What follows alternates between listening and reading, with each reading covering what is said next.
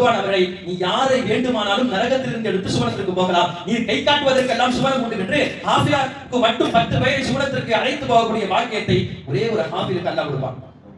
யோசிக்க வேண்டும். நம்ம படிக்க வைக்கலாம், டாக்டர் படிக்க வைக்கலாம், இன்ஜினியர் படிக்க வைக்கலாம், இவ்வளவு உயர்ந்த உச்சகட்ட படிப்பையும் படிக்க வைக்கலாம், தவறல்ல. ஆனால் படிக்க வைக்கக்கூடிய நம்முடைய பிள்ளைகளில் ஒரு பிள்ளையாவது ஹாஃபிஸ் ஆக்க வேண்டும். அந்த ஒரு பிள்ளை தான் எனக்கு உலகத்திலும் வருவான், அல்ல அதை தாண்டி மறுமையிலும் வருவான். மறுமையிலே வராத பிள்ளை இந்த உலகத்தில் மட்டும் வந்து எதற்கு? உலகத்தை நாம் எப்படி ஜெயித்து விடலாம், எப்படி முட்டு விடலாம், எப்படி போய்விடலாம். ஆனால் மறுமையிலே எப்படி வர வேண்டும் என்பதை இது போன்ற பிள்ளைகளை உருவாக்கினால் தான் அங்கு சொல்ல.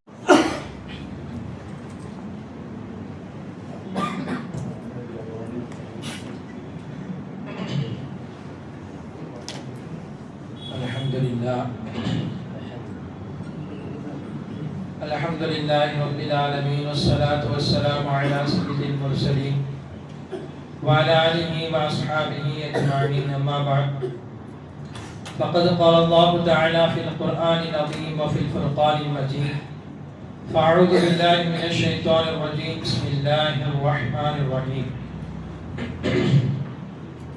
لو أنزلنا هذا القرآن على جبل لرأيته خاشعا متصدعا من خشية الله وتلك الأمثال نضربها للناس لعلهم يتفكرون ஸல்லல்லாஹு அலைஹி வஸல்லம். கண்ணியமிகு அல்லாஹ்வின் நல்லடியார்களே, இன்றைய தினம் ஓதிய குர்ஆனுடைய வசனத்தில் வல்ல அல்லாஹ் தஆலா குர்ஆனை குறித்து பேசக்கூடிய ஒரு வசனத்தின் கீழ் பார்க்க இருக்கிறோம். என்ன சொல்கிறான்? லவ் அன்ஸல்னா ஹாதல் குர்ஆன அலா ஜபல், நாம் குர்ஆனை மலையின் மீது இறக்கி வைத்திருந்தால் லரைதஹு, நீங்கள் கண்டிருப்பீர்கள், காஷிஅம் முத்தஸத்திஅம் மின் ஹஷியத்தில்லாஹ், அல்லாஹ்வுடைய பயத்தினால் அந்த மலை பனியுடன் துகள் துகளாக ஆகி போயிருக்கும் என்று அல்லாஹ் சொல்கிறார். வதில்க அம்சாலு நضربها للناس لعلهم يتفكرون. இது போன்ற உதாரணங்களை எல்லாம் நாம் சொல்கிறோம். எதற்கு? மனிதர்கள் சிந்திப்பதற்காக இது போன்ற உதாரணங்களை நாம் சொல்கிறோம் என்று அல்லாஹ் காட்டுகிறார். இது போன்ற உதாரணங்கள் என்று அல்லாஹ் இதை சொல்வதற்குரிய காரணம் என்ன என்று சொன்னால், அல்லாஹ் தஆலா ஒரு மலையின் மீது குர்ஆனை இறக்கப்பட்டால் உறுதி வாய்ந்ததற்கு மலையை விட மனிதன் வேறு எதையும் உதாரணம் சொல்ல மாட்டான். அப்ப உறுதி வாய்ந்த மலையே கூட துகள் துகளாக சிதறி போகிறது என்று சொன்னால், மனிதனுடைய உடல் சில நேரங்களில் மனிதனுடைய உள்ளம் இதயம் குர்ஆன் ஓதப்படும் பொழுது கூட கடினமாக இருக்கிறதே, இது மனிதனுடைய உள்ளத்திற்கு என்னவாயிற்று, அவன் சிந்திக்க வேண்டாமா என்று கேட்கிறான் என்று முஃபஸ்ஸிரீன்கள் இதற்கு விளக்கம் எழுதுவார்கள். அல்லாஹ் தஆலா மலையின் மீது குர்ஆனை இறக்குதலை பற்றி இந்த குர்ஆனுடைய வசனத்தை சொல்லித் தருகிறார். ஆனால் உண்மையிலேயே வானம் மீது இறக்கப்பட்டால், மலையின் மீது இறக்கப்பட்டால் எதுவுமே குர்ஆனுடைய வாங்குவதற்கு எதற்கும் தகுதியற்று இல்லை, தகுதி வாய்ந்ததாக எதுவுமே இல்லை. அல்லாஹ் உடனேதான் அல்லாஹ் பெருமானார் ஸல்லல்லாஹு அலைஹி வஸல்லம் அவர்கள் மீது இந்த குர்ஆனை இறக்கினார். நமக்கு அது தெரிந்தது. எதுவும் வாங்காத பொழுது, வாங்குவதற்குரிய திறனும் ஆற்றலும் இல்லாத போது பெருமானார் ஸல்லல்லாஹு அலைஹி வஸல்லம் அவர்கள் மட்டும் எப்படி இந்த வங்கியை வாங்கினார்கள்? பெருமானாருக்கு மட்டும் அல்லாஹ் கொடுக்கப்பட்ட அப்படி என்ன பிரத்யேகமான சக்தியை அல்லாஹ் கொடுத்தான்? முதலில் வஹி வந்தது என்றால் பெருமானார் ஸல்லல்லாஹு அலைஹி வஸல்லமுக்கு வஹி எப்படி எல்லாம் வந்தது? இந்த குர்ஆனுடைய அத்தியாயத்தின் மூக்கில் நாம் இதையெல்லாம் பார்க்க வேண்டியிருக்கிறது. வஹி எப்படி எல்லாம் ரசூலுல்லாஹ்வுக்கு வந்தது? வஹி வரும் பொழுது பெருமானார் ஸல்லல்லாஹு அலைஹி வஸல்லமுடைய உடல் பாகு எப்படி இருந்தது? பெருமானார் அதை எப்படி பெற்றுக்கொண்டார்கள்? இந்த உம்மத்திற்காக குர்ஆனை பெருமானார் ஸல்லல்லாஹு அலைஹி வஸல்லம் எவ்வளவு கடுமையாக, எவ்வளவு தன்னை வருத்தி கொண்டு பெருமானார் ஸல்லல்லாஹு அலைஹி வஸல்லம் அவர்கள் குர்ஆனை வாங்கினார்கள். இது எல்லாம் கொஞ்சம் இந்த ஆயத்திற்கு நாம் தெளிவாக காண வேண்டியிருக்கிறது. முதலில் ஹாரிஸ் இப்னு ஹிஷாம் ரலியல்லாஹு அன்ஹு அவர்களே கேட்டார்கள், யா ரசூலுல்லாஹ், உங்களுக்கு கொஞ்சம் வஹி எப்படி வருகிறது என்று சொல்லுங்களேன். பெருமானார் ஸல்லல்லாஹு அலைஹி வஸல்லம் சொன்னார்கள், எனக்கு வஹி மணி ஓசையின் ரூபத்தில் சில நேரங்களில் வரும், மணி ஓசை வரும், அதற்கு பின்னால் வஹி வரும். அந்த வஹி என்பது பெருமானார் ஸல்லல்லாஹு அலைஹி வஸல்லம் ஆக கடுமையாக அந்த வஹி இருக்கும். அந்த வஹி வரும்போது பெருமானார் ஸல்லல்லாஹு அலைஹி வஸல்லம் மிக அதிகமாக துன்பப்படுவார்கள், துயரப்படுவார்கள். இது முதல் தர வஹி. இன்னும் சில நேரங்களில் நபிமார்களுக்கு கனவாக வருவதும் அதுவும் வகிதான், அதுவும் உண்மைதான். நமக்கெல்லாம் பல கனவு வரும். அந்த கனவுலாம் உண்மையாக இருக்கலாம், இல்லாமலும் போகலாம். ஆனா அதிக காலம் உண்மையா இருக்கிறதுக்கு வாய்ப்பு கிடையாது. பல நேரங்களில் படுக்கும்போது எதையாவது நினைச்சிட்டு படுப்போம், அது கனவுல வரும். சில நேரங்களில் எதுவுமே நினைக்காம படுப்போம், ஆனா சம்பந்தமே இல்லாம ஏதாவது கனவு வரும். இப்ப நம்முடைய கனவுகள் எல்லாம் இப்படி இருக்கிறது. ஆனால் நபிமாருடைய கனவுகள் அப்படி கிடையாது. நிஜத்தை நபிமார்களுக்கு அல்லாஹ் கனவாக எடுத்து காட்டுவான். கனவாக காட்டுவது கூட நபிமார்களுக்கு அது வகியாக அனுப்பப்படுகிறது.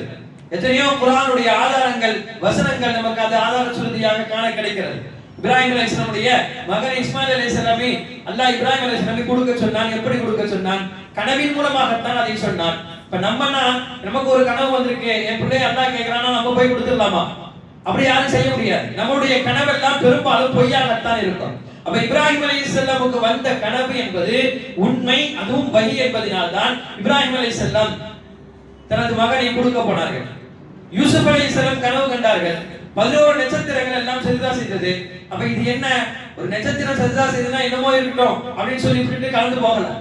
அப்ப நபிமார்களுக்கு வந்து அந்த கனவு உண்மையானது. பின்னால் அதனை மிகப்பெரிய வரலாற்றை அல்லாஹ் குர்ஆனிலே சொல்லி தருகிறார். இது மாதிரி பெருமானார் ஸல்லல்லாஹு அலைஹி வஸல்லம் வரக்கூடிய கனவின் கூட அது வஹியாக அனுப்பப்படுகிறது. மூன்றாவது, பெருமானார் ஸல்லல்லாஹு அலைஹி வஸல்லம் வந்த முதல் வஹி. இது எப்போது? நமக்கெல்லாம் தெரியும், 40 வயதில் பெருமானார் ஸல்லல்லாஹு அலைஹி வஸல்லம் நபி பட்டம் கிடைக்கிறது. பெருமானார் ஸல்லல்லாஹு அலைஹி வஸல்லம் 35 வயதில் வந்து தனிமையை விரும்பினார்கள். தனிமையாக இருப்பதை பெருமானார் பிரியப்பட்டார்கள். தனிமையாக இருப்பதின் பக்கம் அதிகமாக பெருமானார் ஈர்க்கப்படுகிறார்கள். அதுதான் அந்த ஹிராவுடைய குகையிலே பெருமானார் ஸல்லல்லாஹு அலைஹி வஸல்லம் இருந்த அந்த காலம். இதற்காக வேண்டிய ஹஜ்ஜர் ரலியல்லாஹு அன்ஹா பெருமானார் ஸல்லல்லாஹு அலைஹி வஸல்லம் தேவையான அனைத்து ஏற்பாடுகளையும் கூட செய்து கொடுத்தார்கள். பொதுவாக இன்னைக்கு நமக்கு 40 வயசு ஆயிடுச்சுன்னா 40 வயசுல செட்டில் ஆகிறதுக்கு பார்ப்போம். அந்தந்த கடமைகளை முடித்து விட்டு நம்ம வாழ்க்கையில சரியா இருக்கிறோமான்னு பார்ப்போம். பெருமானார் ஸல்லல்லாஹு அலைஹி வஸல்லம் 40 வயசுக்கு பிறகுதான் தீனுடைய ஆன்மீக பணியை மிகப்பெரிய அளவிலே கையில் எடுத்தார்கள். அந்த ஹிராவுடைய குகையில் பெருமானார் ஸல்லல்லாஹு அலைஹி வஸல்லம் முதல் முறையாக ஜிப்ரீல் அலைஹிஸ்ஸலாம் மூலம் வஹி வந்தது. வந்த அந்த நேரத்தில் பெருமானார் ஸல்லல்லாஹு அலைஹி வஸல்லம் சொன்னார்கள், இக்ரா, நீங்கள் ஓதுங்கள். நாளை தினம் ஓதக்கூடிய அந்த வசனம். பெருமானார் ஸல்லல்லாஹு அலைஹி வஸல்லம் சொல்வார்கள், லா அன காரி, நான் ஓதக்கூடியவன் அல்ல. மறுபடியும் ஜிப்ரீல் அலைஹிஸ்ஸலாம் சொல்வார்கள், மறுபடியும் அதே பதில். 3 முறை ஜிப்ரீல் அலைஹிஸ்ஸலாம் இருக்க பெருமானார் ஸல்லல்லாஹு அலைஹி வஸல்லம் கட்டி அணைத்து விட்டு அடுத்து ஓதுங்கள் என்று சொல்லும் பொழுது இக்ரா பிஸ்மி ரப்பிக்கல் லதீ ஹலக் என்று சொல்லக்கூடிய 5 வசனத்தை ரசூலுல்லாஹ் ஓதி காட்டுவார்கள். அப்ப அதுவரையும் பெருமானார் ஓதாத நாயகம் அதற்கு பிறகு ஓதுவதற்குரிய காரணம் எப்படி ஏற்பட்டது? எப்படி ரசூலுல்லாஹ் ஓதினார்கள் என்றால், பெருமானார் ஸல்லல்லாஹு அலைஹி வஸல்லம் அவர்கள் படிக்கவும் இல்லை, எழுதவும் இல்லை. உம்மி நபி, படிக்கவும் இல்லை, எழுதவும் இல்லை. நம்ம என்ன சொல்லக்கூடாது? ரசூலுல்லாஹ்வுக்கு படிக்க தெரியாது, ரசூலுல்லாஹ்வுக்கு எழுத தெரியாது என்று சொல்லக்கூடாது. ரசூலுல்லாஹ்வுக்கு படிக்க தெரியாது, எழுத தெரியாது என்று சொன்னால் அது நாயகத்தின் மீது நாம் வைக்கக்கூடிய ஒரு குறை. எப்படி சொல்ல வேண்டும்? ரசூலுல்லாஹ் படிக்கவில்லை, ரசூலுல்லாஹ் எழுதவில்லை. எழுதாத படிக்காத ரசூலுல்லாஹி ஸல்லல்லாஹு அலைஹி வஸல்லமுக்கு அல்லாஹ் செய்ததுதான் ஜிப்ரீல் அலைஹிஸ்ஸலாமுடைய இதயத்திலிருந்து பெருமானார் ஸல்லல்லாஹு அலைஹி வஸல்லமுடைய இதயத்திற்கு அந்த குர்ஆன் போய் சேர்ந்தது. ஹார்ட் டு ஹார்ட் வந்தது. பின்னால் இதனுடைய விரிவுரையை நான் சொல்ல வருவேன். இப்ப பெருமானார் ஸல்லல்லாஹு அலைஹி வஸல்லமுக்கு அப்படி குர்ஆன் வந்தது. ரசூலுல்லாஹ் உம்மி நபி. அல்லாஹ் ரசூலுல்லாஹ்வை உம்மியாக ஆக்குவதற்கும் கூட பெரிய காரணம் இருக்கு.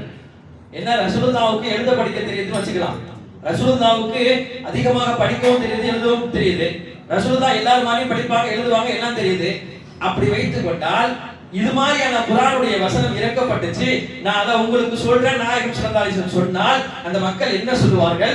நபியே, உங்களுடைய அறிவை எங்கள் மீது நீங்கள் எடுத்து காட்டுகிறீர்களா? நீங்கள் பழமையான வேதங்களை எல்லாம் படித்து விட்டு அதனுடைய அனைத்து கதைகளையும் எடுத்து ஒன்று புதுசாக சொல்லி அதை குர்ஆனாக எங்களுக்கு கொடுக்கிறீர்களா என்று கேட்பார்கள். இல்ல, நான் குர்ஆனை வைத்திருக்கேன், எனக்கு எழுத தெரியும் என்று சொல்லி எழுதினாலும் என்ன சொல்வார்கள்? நபியே, உங்களை விட யாரும் எழுத்திலே திறன் பெற்றவர்கள் கிடையாது, உங்களால் எழுத முடியும், அதனால் நீங்கள் எழுதினீர்கள் என்று சொல்வார்கள். அப்படி சொன்னவர்கள் தானே இவர்கள். ரசூலுல்லாஹ் சந்திரனை இரண்டாக பிளக்கும் பொழுதும் கூட நம்பாமல் அபூஜஹல் என்ன சொன்னான்? நீ பெரிய சூனியக்காரன் என்று சொல்லி ஓடிவிட்டான்.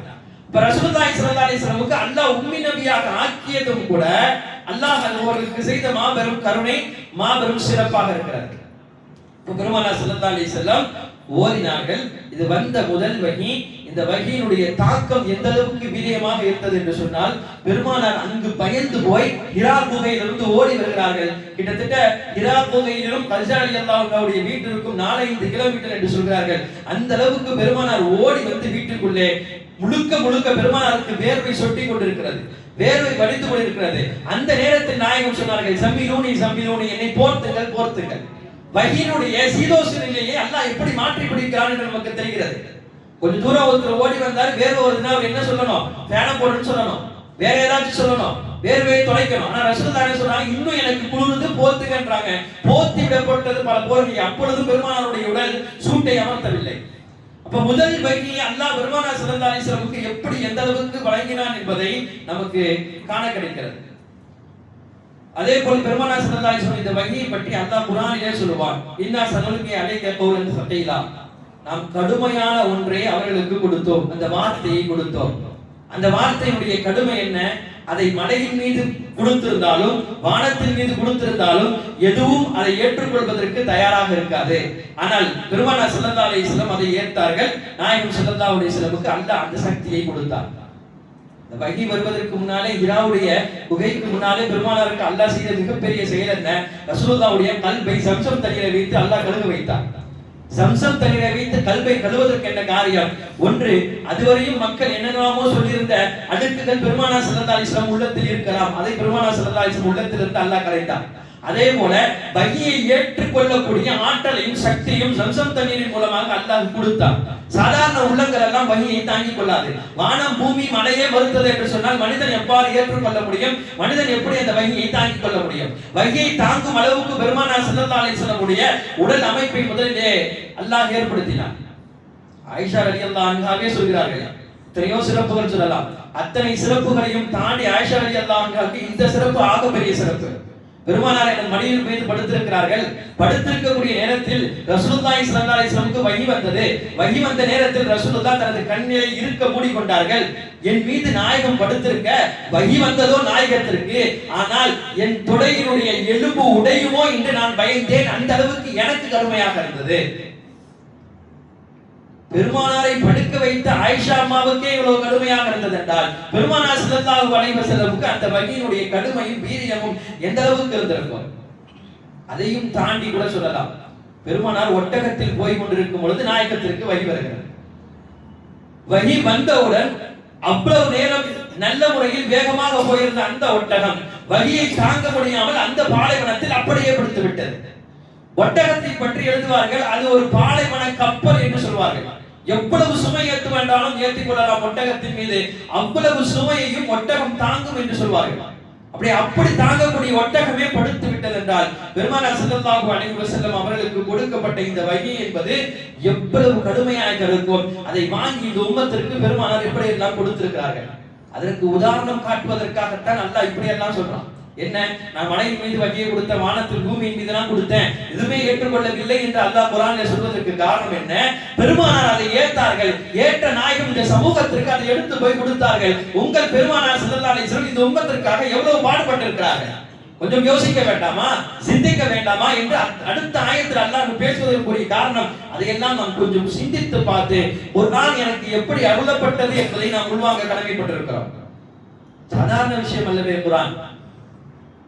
முழுமையாக வஹி இறக்கப்பட்ட உள்ளம் பெருமானார் ஸல்லல்லாஹு அலைஹி வஸல்லம் உள்ளம். அந்த உள்ளத்திலிருந்து ஒளியாக சஹாபாக்கள் வஹியை எடுத்தார்கள்.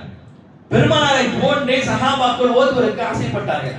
அதற்கு பிறகு ரசூலுல்லாஹி ஸல்லல்லாஹு அலைஹி வஸல்லம் சஹாபாக்களுக்கு பிறகு தாபீன்கள், தபா தாபீன்கள், இப்படி வந்த அனைவரும் இந்த குர்ஆனை சுமந்தார்கள். கடைசியிலே இன்று நம் வரை குர்ஆன் வந்து சேர்ந்திருக்கிறது என்றால் இந்த குர்ஆனை முழுமையாக மனனம் செய்த ஹாஃபிஸ்களுடைய மிகப்பெரிய சிறப்பால் குர்ஆன் இன்று வரை நம் மீது கலங்கப்படாமல் பாதுகாக்கப்பட்டிருக்கிறது. இன்னைக்கு கூட சூழ்ச்சி செய்து உலகத்தில் இருக்கக்கூடிய நாட்டில் இருக்கக்கூடிய எல்லா குர்ஆனையும் எடுத்து ஏதாவது ஒன்று பண்ணி எடுத்து தூர போட்டாலும் கூட அடுத்த நாள் காலைக்குள் குர்ஆனை ஒன்றிணைத்துவிட முடியும். அவ்வளவு ஹாஃபிஸ்கள் இன்று நம்மிடத்தில் இருக்கிறார்கள். அல்லாஹ் எப்படி ஆக்கிவிட்டான்? உலகத்தில் எந்த மதங்களாக இருக்கட்டும் அவருடைய வேதங்கள் பாதுகாக்கப்படவில்லை. இஸ்லாத்தினுடைய இந்த குர்ஆனை அல்லாஹ் எந்த அளவுக்கு பாதுகாத்து விட்டான்? எனவேதான் சொல்கிறார்கள், குர்ஆனை பாதுகாத்த ஹாஃபில்களை நீங்கள் பாதுகாக்க வேண்டும். குர்ஆனுக்கு எவ்வளவு கண்ணியம் கொடுக்கிறோமோ அதை ஹாஃபில்களுக்கு கொடுக்க வேண்டும். குர்ஆன் என்பது ஒரு பிரதியாக இருக்கிறது. பிரதியாக இருக்கக்கூடிய குர்ஆனுக்கு முன்னாலே நான் காணிப்பதல்ல, அதுபோல நம்ம காணிக்க மாட்டோம். ஏன்னா குர்ஆன் முன்னால் இருக்கு, கண்ணியம் செலுத்துவோம். அப்ப ஒரு ஹாஃபில் உட்கார்ந்து இருக்கிறார் என்றால் அவருடைய உள்ளத்தில் குர்ஆன் இருக்கிறது, அவர் பக்கம் காணிட்டினார். ஹாஃபில் ஆகுவது என்பது நமது முயற்சியும் தாண்டி அல்லாஹ்வுடைய நாட்டம். சாதாரணமா நினைக்கிறோம், என்ன காலைல இருந்து சாயங்காலம் வரையும் பாடம் பார்க்கிறாரு, அப்புறம் வந்து தொழு வைக்கிறாரு, இது வருஷத்துல ஒரு வாட்டி ஹாஃபில் இப்படி பண்றாரு நம்ம நினைக்கிறோம். அதுவல்ல, இது அவருடைய முயற்சி என்பது வேறு ஒரு பக்கம். முயற்சியை தாண்டி அல்லாஹ் ஹாஃபிலாக ஆக்குவதை அல்லாஹ் தேர்ந்தெடுக்கிறார். இந்த உம்மத்திலே யார் குர்ஆனை மனனம் செய்ய வேண்டும் என்பதை அல்லாஹ் முடிவு செய்கிறார், நான் முடிவு செய்வதல்ல. எத்தனையோ மதரசாக்கள்ல போய் பார்த்தா நம்ம என்ன நினைக்கிறோம், என் பிள்ளையை போய் விட்டுட்டா 3 வருஷம் 4 வருஷம் ஹாஃபில் ஆகி திரும்பிடுவான்னு நினைக்கிறோம். அப்படி கிடையாது. 10 வருஷமாக கூட பிள்ளைகள் மதரசாவில் படித்து ஹாஃபிலாக இருக்கக்கூடிய பிள்ளைகள் யாராலும் இருக்கிறார்கள். 10 வருஷம் ஓதிட்டு இருக்கா, இன்னும் ஓதிட்டு தான் இருக்கிறான். கடைசி பக்தியுடையும் அவருடைய குர்ஆன் அவருடைய உள்ளத்திலே போய் சேரவில்லை. ஏன்? இது அல்லாஹ் கொடுக்கக்கூடியது, யாருக்கு கொடுக்க வேண்டுமோ அல்லாஹ் அவர்களுக்கு கொடுப்பான். அத்தா பெரிய ஆம்சாவா இருப்பாரு, ஆலிமா இருக்காரு, முஃப்தியா இருப்பார். தன்னை கூட தன்னுடைய பிள்ளையும் ஆக்க வேண்டும் என்று ஆசை வைத்திருப்பார். ஒவ்வொரு பெற்றோருடைய ஆசையும் அப்படித்தானே, அப்படித்தான் தன்னோட மதரசாவிலும் பிள்ளையை போய் சேர்த்திருப்பார். அப்படி பார்த்த பிள்ளைகள் இன்று நாங்கள் ஏராளம் பார்த்து கொண்டிருக்கிறோம். அவங்க அத்தா ஹாம்சா, அவங்க அத்தா ஆலிம், அவங்க அத்தா முஃப்தி, ஆனால் இவருக்கு குர்ஆனுடைய 5 ஜுஸுக்கு மேல மனப்பாடம் ஆகல. திரும்ப திரும்ப பார்த்தா இந்த பக்கம் பார்த்தா அந்த பக்கம் மறக்குது, அந்த பக்கம் பார்த்தா இந்த பக்கம் மறக்குது. அப்ப அல்லாஹ் நாடி எடுக்கிறான், உலகத்தில் நான் வைத்திருக்கக்கூடிய இந்த குர்ஆனை யார் மனனம் செய்ய வேண்டும் என்பதை அல்லாஹ் தீர்மானிக்கிறார். பெருமானார் ஸல்லல்லாஹு அலைஹி வஸல்லமுக்கு சூரா அன்ஆம் ஜிப்ரீல் அலைஹிஸ்ஸலாம் வந்து முழுக்க ஒரு சூறாவை ஓதி விட்டார்கள், 1.25 ஜுஸ். அதை வாங்கிய பெருமானார் ஸல்லல்லாஹு அலைஹி வஸல்லம் அப்படியே வந்து சஹாபாக்களுக்கு மத்தியில் 1.25 ஜுஸ் ஒரே அமர்விலே ஓதி காட்டுகிறார்கள். உம்மி நபி என்று சொல்கிறோம், எதுவுமே தெரியாது என்று சொல்கிறோம். அப்ப பெருமானாருக்கு இந்த அளவுக்கு ஓத வைத்தது காரணம் என்ன? ஜிப்ரீல் அலைஹிஸ்ஸலாமுடைய அந்த இதயத்திலிருந்து நாயகத்துடைய இதயத்திற்கு அல்லாஹ் குர்ஆனை பாஸ் ஆக்குறான். ரசூலுல்லாஹ் பெரிய முயற்சி செய்து எடுத்து ஓதல. அப்ப அந்த அளவுக்கு பெருமானார் ஸல்லல்லாஹு அலைஹி வஸல்லமுக்கு அல்லாஹ் அறிவாற்றலை கொடுத்தான். ரசூலுல்லாஹ்வுக்கு மட்டுமல்ல, பெருமானார் ஸல்லல்லாஹு அலைஹி வஸல்லம் சஹாபாக்களுக்கு ஓதி விட்டு கேட்டார்கள். இப்னு மஸ்ஊத் ரலியல்லாஹு அன்ஹு இருந்து கேட்டார்கள், யா ரசூலுல்லாஹ், நான் நீங்க ஓதிய அன்ஆம் சூராவை ஓதி காட்டவா என்று கேட்டார்கள். ரசூலுல்லாஹ் ஓதுனாங்கன்னா அது ஒரு அர்த்தம் இருக்கு. ஜிப்ரீல் அலைஹிஸ்ஸலாம் ரசூலுல்லாஹ் ஓதுனாங்க. இப்னு மஸ்ஊத் ரலியல்லாஹு ஓதி காட்டவா என்று கேட்டார்கள் என்றால் அப்ப அவங்களுக்கு எவ்வளவு ஞானம் இருந்திருக்கும், எவ்வளவு அறிவாற்றல் இருக்கும். அபூ ஃபாரூக்வுடைய மிகப்பெரிய ஆதார சுருதி சட்டம் எல்லாம் இப்னு மஸ்ஊத் ரலியல்லாஹுடைய சஹாபி என்ற அந்த ஆதாரத்திலிருந்து அவர்கள் சொன்ன சட்டத்திலிருந்து தான் எடுக்கப்படுகிறது. ரசூலுல்லாஹ் எங்க ஓதுங்க பார்க்கறான்னு சொன்னோனே ரசூலுல்லாஹ் எப்படி ஓதுறாங்களோ அதே போல ஹஜ்ரத் இப்னு மஸ்ஊத் ரலியல்லாஹு அன்ஹு அழகாக ஓதி முடிக்கிறார்கள் முழுக்க அந்த சூறாவை. நமக்கு என்ன தெரிய வருகிறதுனா, நம்மின் பக்கம் இன்றான முயற்சி என்பது ஒன்று இருக்கிறது, ஆனால் அதையும் தாண்டி குர்ஆனை மனனம் செய்வது என்பது அல்லாஹ்வுடைய நாட்டத்தில் இருக்கிறது. இவரை தெளிவாக சொல்ல போனால் தாருல் உலூம் தேவபந்தினுடைய முன்னாள் முதல்வர் ஹஜ்ரத் அக்பர் ஷா காஷ்மீரி ரஹ்மத்துல்லாஹி அலைஹி மிகப்பெரிய கல்வியின் கடல். அவர்கள் எழுதிய கிதாபுகள் எல்லாம் ஏராளம் இருக்கிறது. எந்த அளவுக்கு என்றால் புகாரிக்கே விரிவுரை எழுதியிருக்கிறார்கள். ஃபைசுல் கபீர் என்ற அந்த விரிவுரையை, ஃபைசுல் பாரி என்று சொல்லக்கூடிய விரிவுரையை கிட்டத்தட்ட உலக நாடுகள் எல்லாம் திரும்பி பார்த்தது, அரபக நாடுகள் எல்லாம். இவ்வளவு அழகான ஒரு விரிவுரை எழுத முடியுமா புகாரிக்கே என்ற அளவுக்கு எல்லோரும் பார்த்து பரவசமானார்கள். அவ்வளவு பெரியமா அறிவாற்றல் உச்சத்தில், மனன சக்தியும் உச்சத்தில். அவர்களை மனன சக்திக்கு ஈடாக யாரும் ஈடு கொடுக்க முடியாத அளவுக்கு உண்டான மனன சக்தி. உதாரணமாக சொல்ல போனால் எகிப்தில் ஒரு லைப்ரரிக்கு போறாங்க, மன்னர் ஃபைசலுடைய லைப்ரரி. அங்க போய் கிதாப் எல்லாம் பாக்குறாங்க. அதுல ஒரு கிதாப் ரொம்ப பிடிச்சிருச்சு, எடுத்து படிக்க ரொம்ப ஆர்வமா இருக்கு. 100 பக்கங்களை கொண்ட ஒரு புத்தகம். படிக்கிறாங்க படுத்திட்டே இருக்கிறாங்க. அப்புறம் அந்த அதிகாரிட்ட கேட்டாங்க, இதை நான் இந்தியாவுக்கு போய் படிச்சுட்டு அதுக்கு பிறகு நான் அனுப்பி வைக்கிறேனே, இந்த பிரதியை அனுப்பி வைக்கிறேன் என்று அவருக்கு அனுமதி கேட்கிறாங்க. அவர் சொன்னார், எடுத்துக்கலாம் போக முடியாது அப்படின்னா இங்கேயே படிச்சுட்டு போங்கன்றார். படிச்சுட்டு போக ஒரு 50 பக்கம் 100 பக்கம்னா படிக்கலாம், 1000 பக்கம்னா மெனக்கிட்டார்கள். ஒரு 3 நாட்கள் எடுத்து 1000 பக்கத்தையும் உட்கார்ந்து படிச்சார்கள். படிச்சுட்டு மறுபடியும் இந்தியாவுக்கு போனாங்க. இந்தியாவுக்கு போனதில் தான் படிச்சது எல்லாம் அச்சு பெறலாமல் எழுத ஆரம்பித்தார்கள். அதே மாதிரி ஒரு புத்தகத்தில் முழுக்க எழுதினார்கள். எழுதி இந்த 2 பிரதியையும், அசலையும் இவர்கள் எழுதிய இந்த பிரதியும் அதே அந்த லைப்ரரி, எகிப்தினுடைய லைப்ரரியுடைய அதிகாரிக்கு அனுப்பி வைக்கிறார்கள். ஏதாச்சும் தவறு இருந்தா பார்த்து சொல்லுங்க. 2ஐயும் எடுத்து திருப்பி ஒண்ணா திருப்ப திருப்ப திருப்ப திருப்ப கடைசி பக்கம் வரை முடிஞ்சிருச்சு. முடிஞ்சா அவருக்கு என்ன சந்தேகம், எது அச்சு அசல் எது வந்த அசல் என்று தெரியவில்லை. அந்த அளவுக்கு கையெழுத்துகள் உட்பட அப்படியே பதிவு செய்யப்பட்டிருக்கிறது. ஒரே ஒரு கடிதம் அந்த பிரதியுடன் சேர்த்து அனுப்பினார். என்னன்னா, இத எது ஜெராக்ஸ் செய்து அசலும் தெரியல, நான் இதை வச்சுக்கிறேன், இதை உங்களுக்கு அனுப்புறேன். இப்ப எந்த அளவுக்கு அவருடைய அறிவாற்றலும் கையெழுத்தும் இருந்திருந்தால் அல்லாஹ் இந்த அளவுக்கு ஒரு மிகப்பெரிய ஆற்றலை அவர்கள் கொடுத்திருப்பார். இப்படிப்பட்ட அன்வர் ஷா காஷ்மீரி ரஹ்மத்துல்லாஹி அலைஹி ஒரு பட்டமளிப்பு விழா, ஹாஃபிலுடைய பட்டமளிப்பு விழாவுக்கு சிறப்பு பேச்சாளராக அழைக்கப்படுகிறார்கள். அழைக்கப்படதான் வேணும், ஆக பெரும் அறிவாற்றல் பெற்றவர்கள், மனது சக்தி உற்றவர்கள், அதனால அழைக்கப்பட்டார்கள். இருந்தாங்க, பேசுவதற்குரிய தருணம் வந்தார்கள், நின்று விட்டார்கள். நின்றவர்கள் அங்கிருந்த ஹாஃபிஸர்களை எல்லாம் பார்த்தார்கள். குர்ஆனை மனனம் செய்த ஹாஃபில்களை எல்லாம் பார்த்தார்கள். பார்த்துவிட்டு எதுவுமே பேசல. நின்ற அத்தனை தருணத்தில் அடுத்து அவர்களுக்கு அழுகை தான் வந்தது. பேசல, அழுக வருது. அழுகையை முடித்து விட்டு ஹாஃபில்களை பார்த்து சொன்ன ஒரே ஒரு வார்த்தை, அல்லாஹ் உங்களுக்கு கொடுத்த பாக்கியத்தை வேறு யாருக்கும் கொடுப்பான் யாருக்கும் சொல்ல முடியாது. அல்லாஹ் கொடுத்த இந்த பாக்கியத்தை நீங்கள் மறக்காமல் நினைவில் வைத்துக் கொள்ளுங்கள். அல்லாஹ் கொடுத்த பெரிய பாக்கியம் என்பது இந்த குர்ஆனுடைய மனனம். எத்தனையோ பேர்களுக்கு அல்லாஹ் இதை கொடுக்கவில்லை. எல்லாத்தையும் கொடுத்தவனுக்கும் அல்லாஹ் குர்ஆனுடைய மனனத்தை கொடுக்கவில்லை. எனவே நீங்கள் அல்லாஹ்வுடைய மிகப்பெரிய தேர்ந்தெடுக்கப்பட்டவர்கள் என்று சொல்லிவிட்டு யாருக்கு கொடுக்கவில்லை தெரியுமா? இந்த அன்வர் ஷா காஷ்மீரி யார் தெரியுமா? நான் பார்த்த பக்கத்தை பார்த்து விட்டு அடுத்த பக்கத்தை பார்த்தால் இந்த பக்கம் எனக்கு மனப்பாடம்.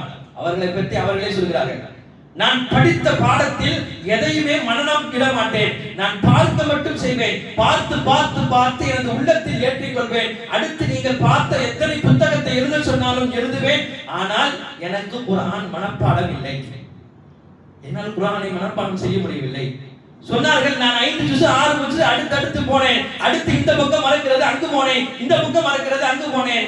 ஏதோ ஒரு கிதாபுகளிலே இவ்வளவு ஆர்வமாக இருந்த அவர்கள் ஏன் குர்ஆனில் எவ்வளவு ஆர்வமாக இருந்திருப்பார்கள்? என்னாலும் பரவாயில்ல, படிச்சிடலாம். இந்த அளவுக்கு குர்ஆனை எத்தனை இரவு பகலாக படிப்பதற்கும் மனனம் செய்வதற்கும் கஷ்டப்பட்டிருப்பார்கள். அவ்வளவு கஷ்டப்பட்டாலும் அல்லாஹ் என்ன சொல்கிறான், நான் யாருக்கு இதை கொடுப்பேனோ அவர்களுக்கு தான் கொடுப்பேன். அப்ப அல்லாஹ் என்ன செய்கிறான், இதற்காக நான் சில பேர்களை தேர்ந்து வைத்திருக்கிறேன். தேர்ந்தெடுத்தவர்களுக்கு மட்டும் தான் இந்த குர்ஆனை மனனம் செய்யக்கூடிய பாக்கியத்தை கொடுப்பேன். எனவே ஹாஃபில்கள் என்பவர்கள் நமது பார்வையில் வெறுமனையே தராவி தொழுகையா ஹாஃபிஸா வந்து தொழுவாரு என்று சொல்லி முடிப்பதல்ல. குர்ஆனை பாதுகாக்கக்கூடிய மிகப்பெரிய பொறுப்பை அல்லாஹ் அவர்களுக்கு கொடுத்திருக்கிறார். உலகத்தில் அவருடைய பெருமையோ உலகத்தில் அவருடைய சிறப்போ தெரியாது. நாளை மறுமையில் வந்து பார்த்தால் ஹாஃபில்களுடைய சிறப்பை உலகத்தில் யாருக்கும் கொடுக்கப்படாத சிறப்பை அவர்களுக்கு கொடுக்கப்பட்டிருக்கிறது. ஹாஃபில்கள் என்று சொல்வதை விட முதலில் ஹாஃபிலுடைய பெற்றோர்களுக்கு அல்லாஹ் கொடுக்கக்கூடிய சிறப்பு பல மாதிரியான ஹதீஸ்களை நாம் கேள்விப்பட்டிருக்கலாம். கொஞ்சம் நினைத்து பார்க்கலாம், அதை கொஞ்சம் நம்முடைய நினைவுக்கு கொண்டு வரலாம். அவர்களை மிகப்பெரிய யாரும் உட்காராத, யாருமே அமராத இடத்தில் அவர்களை மட்டும் அமர வைக்கப்பட்டிருக்கும். அவர்கள் தலையிலே ஒரு கிரீடம் இருக்கும், ஒரு மகுடம் இருக்கும். அந்த மகுடத்தினுடைய வெளிச்சம் அந்த மனிதனுடைய ஒளி சூரியனுடைய ஒளிக்கு சரிசமமாக இருக்கும். என்ன வித்தியாசம்? சூரியனுடைய ஒளி வீட்டிற்குள் வந்தால் கருகி போய்விடுவோம். அந்த ஒளி இருந்தால் அந்த ஒளியுடைய சக்தி மற்றவருடைய பார்வை அனைத்தையும் ஈர்க்கக்கூடிய சக்தி. இவர்களை பார்க்காதவர்கள் யாரும் இருக்க மாட்டார்கள். அந்த ஒளி அனைவருடைய பார்வையும் ஈர்த்து போய்விடும். எல்லோரும் அசந்து போய் பார்த்து கேட்பார்கள், யார் இவர்கள்? நபிமார்களா, சுகதாக்களா, நல்லடியார்களா? யார் இவர்கள்? இவர்கள் யாரும் இல்லை, இவர்களுடைய பிள்ளைகளை இவர்கள் ஹாஃபிஸ் ஆக்கியிருக்கிறார்கள். அப்ப இவர்களை பற்றி சொல்வதற்கு ஒன்றுமில்லை, இவர்களுடைய பிள்ளைகளை இவர்களை ஹாஃபிஸ் ஆக்கினால் அல்லாஹ் இவ்வளவு பெரிய சிறப்பை இவர்களுக்கு கொடுத்திருக்கிறார். அப்ப அந்த பிள்ளைக்கு என்ன சிறப்பு கொடுத்திருப்பான்? ஹாஃபிலுக்கு என்ன சிறப்பு கொடுத்திருப்பான்? ஹாஃபிஸாவுடைய பிள்ளைக்கு அல்லாஹ் இவ்வளவு பெரிய சிறப்பு கொடுத்திருக்கானா, ஹாஃபிலுக்கு என்ன சிறப்பு கொடுத்திருப்பான்? அதையும் சொல்லப்பட்டது. உங்க குடும்பத்தில் உங்களுக்கு தெரியுமா யார் சுவனவாசி? என் குடும்பத்தில் யார் சுவனவாசி உலகத்துல என்னால சொல்ல முடியாது. அப்ப சுவனவாசி என்று சொல்வதற்கு உலகத்தில் யாருக்கும் வருகை கிடையாது. ஆனால் மறுமையுடைய சிந்தனைக்குள் நீங்கள் போனால் அல்லாஹ் தஆலா சொல்கிறான், வீட்டில் நீங்கள் ஒரு ஹாஃபிலை ஆக்கி விட்டீர்கள் என்றால் நாளை எல்லோரும் உங்களுடைய வீட்டில் ஒருவரை வைத்து நான் கேள்வி கேட்கிறேன். வீட்டில் ஒரு 10 பேருக்கு நரகவாசி என்று நான் தீர்ப்பளிக்கிறேன். அப்படிதான் இருக்கு அமல். அவர் நரகவாசின்னு இருக்குது. வீட்டுல 10 பேர் 8 பேர் நரகத்துக்கு போறாங்க. முடிவாயிருச்சு, எல்லாம் அச்சிடப்பட்டு விட்டது, முத்திரையிடப்பட்டது. வீட்டுல ஒரே ஒரு ஹாஃபிஸா தான். இப்போ அந்த ஹாஃபிலுக்கு அல்லாஹ் கொடுக்கக்கூடிய மிகப்பெரிய உபகாரம் என்னவென்று சொன்னால் அல்லாஹ் சொல்லுவான் அவர்களை, நீ யாரை வேண்டுமானாலும் நரகத்திலிருந்து எடுத்து சுவனத்திற்கு போகலாம், நீர் கை காட்டுவதற்கெல்லாம் சுவனம் உண்டு என்று ஹாஃபிலாக்கு மட்டும் 10 பேரை சுவனத்திற்கு அழைத்து போகக்கூடிய பாக்கியத்தை ஒரே ஒரு ஹாஃபிலுக்கு அல்லாஹ் கொடுப்பான். யோசிக்க வேண்டும். நம்ம படிக்க வைக்கலாம், டாக்டர் படிக்க வைக்கலாம், இன்ஜினியர் படிக்க வைக்கலாம், எவ்வளவு உயர்ந்த உச்சகட்ட படிப்பையும் படிக்க வைக்கலாம், தவறல்ல. ஆனால் படிக்க வைக்கக்கூடிய நம்முடைய பிள்ளைகளில் ஒரு பிள்ளையாவது ஹாஃபிஸ் ஆக்க வேண்டும். அந்த ஒரு பிள்ளை தான் எனக்கு உலகத்திலும் வருவான், அல்ல அதை தாண்டி மறுமையிலும் வருவான். மறுமையிலே வராத பிள்ளை இந்த உலகத்தில் மட்டும் வந்து எதற்கு? உலகத்தை நாம் எப்படியும் ஜெயித்து விடலாம், எப்படியும் உண்டு விடலாம், எப்படியும் போய்விடலாம். ஆனால் மறுமையிலே எப்படி வர வேண்டும் என்பதை இது போன்ற பிள்ளைகளை உருவாக்கினால்தான் அங்கு சுவனத்திற்கு போக முடியும். எனவே நாம் தயாராகுவோம். ஹாஃபில்கள் என்பவர்கள் சாதாரணமானவர்கள் அல்ல. அல்லாஹ் அவர்களுக்கு கொடுத்த மிகப்பெரிய இந்த குர்ஆனுடைய வாக்கியத்தையும் குர்ஆனுடைய மதிப்பையும் நாளைய தினம் ஒரு பெற்றோராக வந்து நிற்கும் பொழுதுதான் அதை உணர்வார். எனவே நமது பிள்ளைகளை எல்லாம் வருங்காலத்தில் ஆஃபிலாக ஆக்கக்கூடிய வாக்கியத்தை நம் அனைவருக்கும் அல்லாஹ் தருவானாக. வாக்கு தவான அல்ஹம்துலில்லாஹி ரப்பில் ஆலமீன்.